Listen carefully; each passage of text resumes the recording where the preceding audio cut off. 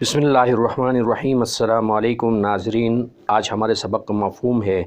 گوبر سے استنجا کی ممانعت۔ حدیث مبارکہ 125 صحیح بخاری شریف سیدنا عبداللہ بن مسعود رضی اللہ تعالیٰ عنہما کہتے ہیں کہ نبی کریم صلی اللہ علیہ وسلم پخانے کے لیے گئے اور مجھے حکم دیا کہ میں 3 پتھر آپ صلی اللہ علیہ وسلم کے پاس لے آؤں۔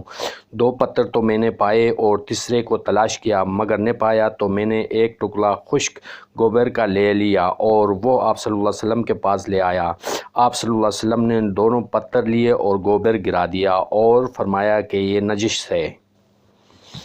وضو میں اعضاء کا ایک مرتبہ دھونا۔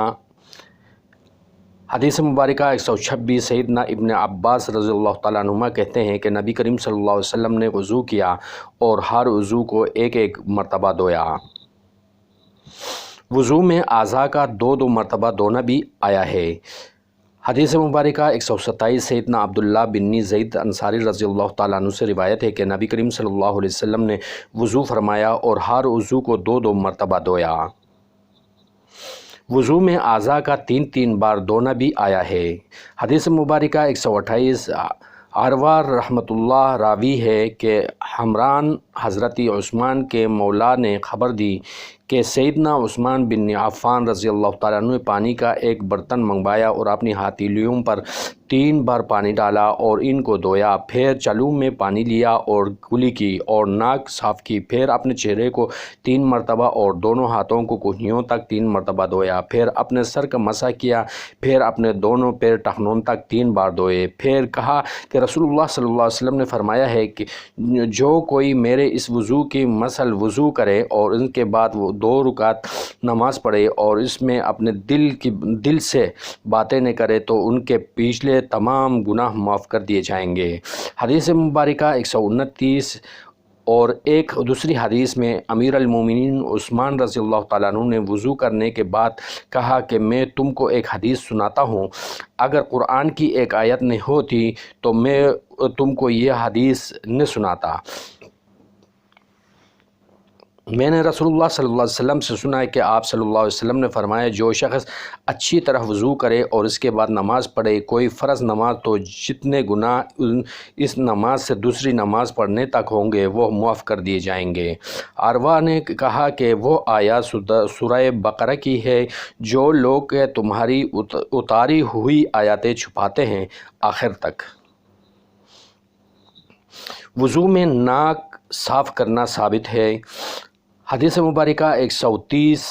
صحیح بخاری شریف سیدنا ابو ہریرہ رضی اللہ تعالیٰ عنہ سے روایت ہے کہ نبی کریم صلی اللہ علیہ وسلم نے فرمایا جو کوئی وضو کرے تو اس سے چاہے کہ ناک جاڑے، اور جو کوئی پتھر سے استنجا کرے تو چاہے طاق پتھروں سے کریں۔ طاق پتھروں عادت کے لحاظ سے استنجا کرنا چاہیے۔ حدیث مبارکہ 131 سیدنا ابو ہریرہ رضی اللہ تعالیٰ عنہ سے روایت ہے کہ رسول اللہ صلی اللہ علیہ وسلم نے فرمایا جب کوئی تم میں سے وضو کرے تو چاہے وہ اپنی ناک میں پانی ڈالے پھر اس کو صاف کرے، اور جو کوئی پتھر سے استنجا کرے تو چاہے کہ طاق پتھروں سے کرے، اور جب تم میں سے کوئی اپنی نیند سے بیدار ہو تو وہ اپنے ہاتھ کو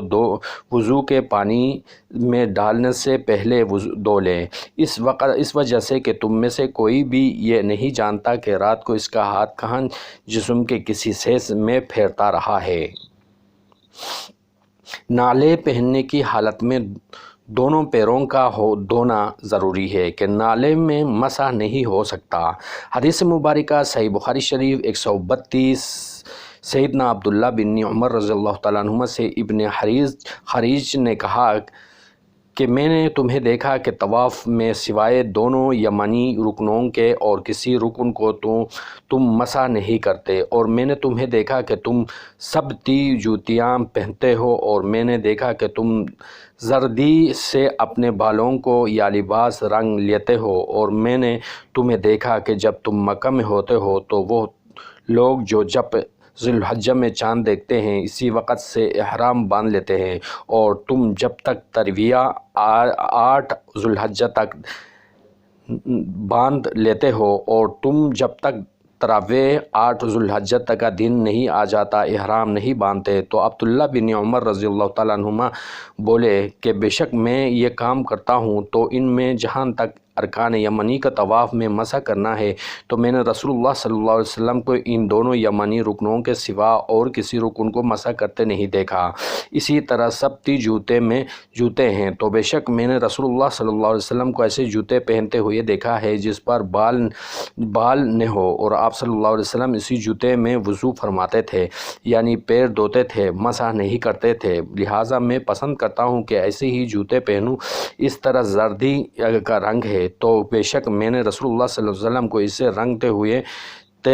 دیکھا ہے، لہٰذا میں پسند کرتا ہوں کہ اسی سے رنگوں اور اسی طرح احرام باندھنا ہے تو میں نے رسول اللہ صلی اللہ علیہ وسلم کو احرام باندھتے ہوئے نہیں دیکھا تا وقتی کہ آپ صلی اللہ علیہ وسلم کی سواری نہ چلے، یعنی 8ویں تاریخ کو۔